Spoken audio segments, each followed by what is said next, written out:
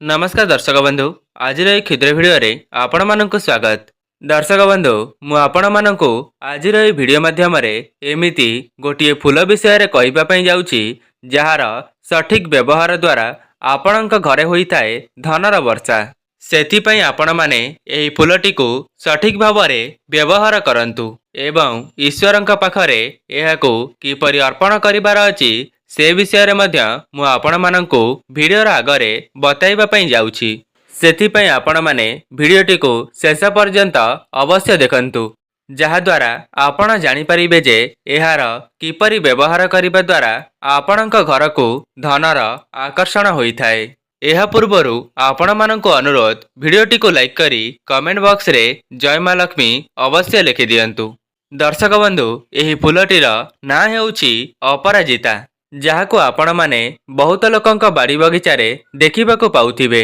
दर्शक बंधु एही अपराजिता फूलर नाम जेमिति काम भी सेमिति होइथाए, अर्थात जहार केबे भी पराजय होई न थाए। एहा एमिति एक फूल अटे जाकी ईश्वरंक पाखरे चढ़ाइबा पूर्वरु एहार विधि विधान रही थाए। जेउ मानंक घरे अर्थर अभाव लागी रहिछि किंबा सेमाने बहुत बड़ करजरे बुड़ी जाइछंती, जदि सेमाने मध्य एही उपायटी को पालन करिवे एक मास मध्यरे ही समस्त करजरु मुक्ति पाइजिबे। ता सहित घरर मध्य उन्नति होइथाए एवं आपणक घर धन धान्य रे परिपूर्ण होइथाए। दर्शक बंधु जदि आपणक घरे धन जनित समस्या अछि एवं आपण माने करजरे बुड़ी जाइछंती तेबे एही भिडियोटी विशेष करी आपण मानक पई।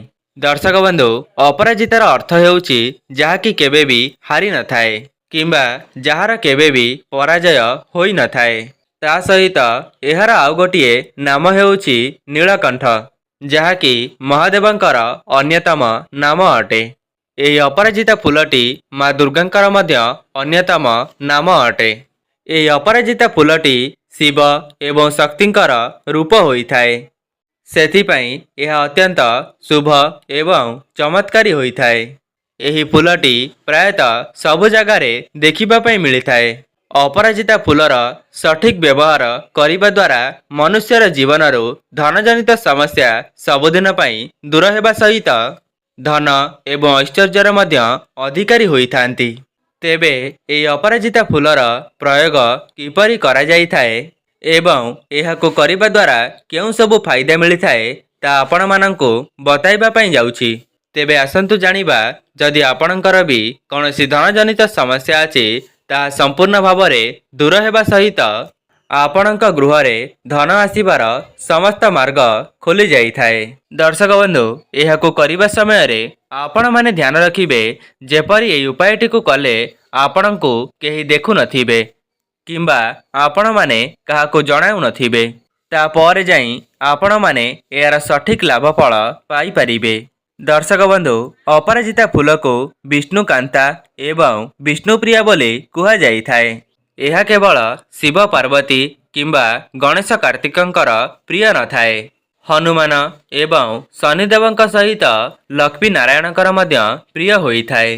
दर्शक बंधु प्रथम उपायटी हेउछि जाहाको आपण माने करिबा द्वारा एही फूलर चमत्कारी फायदा आपणक परिवार उपर रहिब एवं आपणक परिवार उपरको काहार भी कुनजर पड़िब नाही। ता सहित आपणक परिवार रे बहुत उन्नति मध्य घटिब। आपण माने शनिवार दिन रातिरे सोइबा पूर्वरु गोटिए अपराजितार माळ प्रस्तुत करिवे एवं निज मुख्य द्वार सामना रे एहाको टांगी करी सोई पड़िबे। एमिति करिबा द्वारा आपणक घरो समस्त नकारात्मक शक्तिर नाश हेबा सहित सकारात्मक ऊर्जार संचार कराइथाए।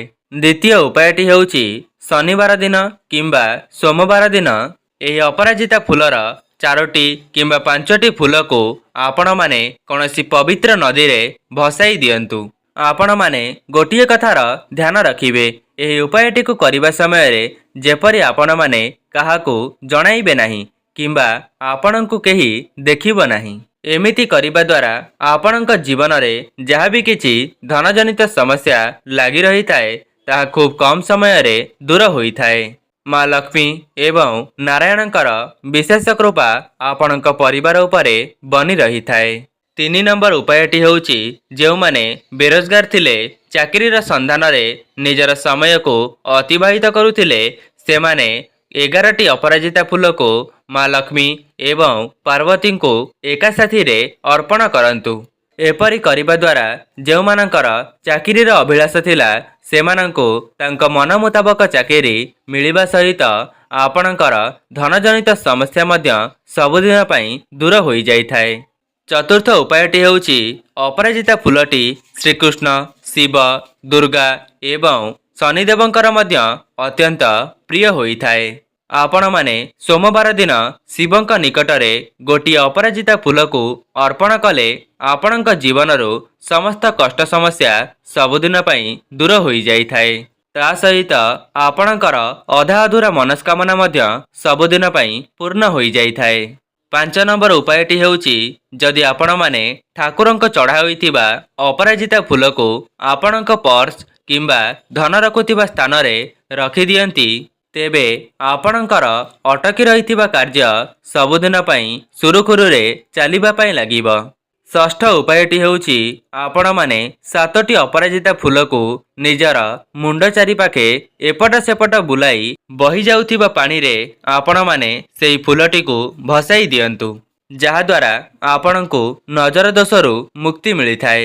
ସପ୍ତମ ଉପାୟଟି ହେଉଛି ଆପଣମାନେ ଅପରାଜିତାର ଚେରକୁ ଯଦି ନିଜ ଶରୀରରେ ଧାରଣ କରନ୍ତି, ତେବେ ଆପଣଙ୍କର ଶତ୍ରୁ ପୀଡ଼ା ମଧ୍ୟ ନାଶ ହୋଇଯାଇଥାଏ।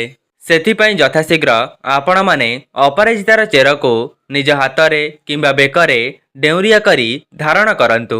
ଏହାକୁ କରିବା ଦ୍ୱାରା ଆପଣଙ୍କର ହିଁ ମଙ୍ଗଳ ହେବ। ଅଷ୍ଟମ ଉପାୟଟି ହେଉଛି 5ଟି ମଙ୍ଗଳବାର ଦିନ ଆପଣମାନେ ଦୁର୍ଗା ମନ୍ଦିରରେ 108ଟି ଅପରାଜିତା ଫୁଲର ମାଳ ଚଢ଼ାଇବା ଦ୍ୱାରା ଆପଣଙ୍କର ଜନ୍ମ ଜନ୍ମାନ୍ତରର ଗରିବୀ ସବୁଦିନ ପାଇଁ ନାଶ ହୋଇଯାଇଥାଏ।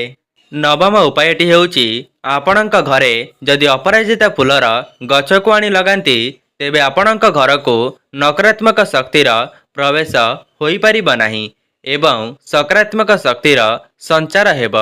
ଘର ଭିତରେ ଧନର ଆଗମନ ହେବା ସହିତ ଧନର ବ୍ୟୟ ମଧ୍ୟ କମି ଯାଇଥାଏ ଏବଂ ଧନ, ସମ୍ପତ୍ତି, ସୁଖ, ଐଶ୍ୱର୍ଯ୍ୟର ଭରପୁର ମାତ୍ରାରେ ବୃଦ୍ଧି ହୋଇଥାଏ। ଦଶମ ଉପାୟଟି ହେଉଛି ଆପଣଙ୍କ ପୂଜା ଘରେ ଯେଉଁ ବି ଈଶ୍ୱର ଅଛନ୍ତି, ଯଦି ସେମାନଙ୍କୁ ଅପରାଜିତା ଫୁଲଟି ଅର୍ପଣ କରାଯାଏ, ତେବେ ଆପଣଙ୍କ ଘରୁ ଧନଜନିତ ସମସ୍ୟା ସବୁଦିନ ପାଇଁ ନାଶ ହେବା ସହିତ ଆପଣମାନେ କରଜରୁ ମଧ୍ୟ ମୁକ୍ତି ପାଇପାରିବେ।